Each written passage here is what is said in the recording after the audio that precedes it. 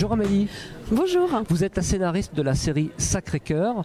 Qui est Sacré-Cœur? C'est le lieu, c'est un petit personnage, en quoi ça consiste? Alors c'est un petit peu les deux. Sacré-Cœur s'appelle Sacré-Cœur en référence au Sacré-Cœur de Paris, puisque en fait les aventures de Sacré-Cœur se passent toujours à Paris, toujours dans un lieu connu de Paris. L'objectif, c'était de faire connaître des lieux de Paris, justement, à votre public ou non? Je ne sais pas si c'est l'objectif. Nous, c'est ce qui nous plaisait, c'est ce qui nous a amusé de le placer.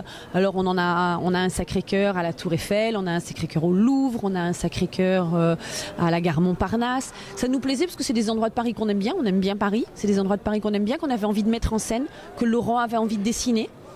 Donc, combien de tomes déjà? Alors, on est à 6 tomes.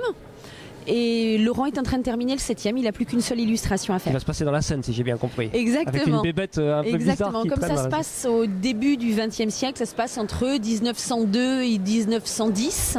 À ce moment-là, en réalité, on essaye souvent de s'inspirer de faits historiques réels. D'accord, ok. À ce moment-là, il y a la grande crue de la Seine. Ah oui.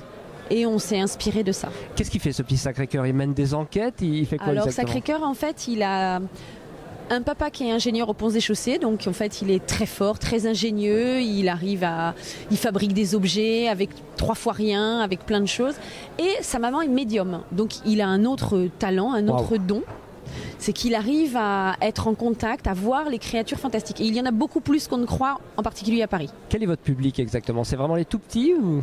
Les tout petits, non, parce qu'il y a quand même pas mal de textes. Les illustrations, ça s'adresse tout de même aux enfants. Le cœur de cible, c'est 8-12 ans.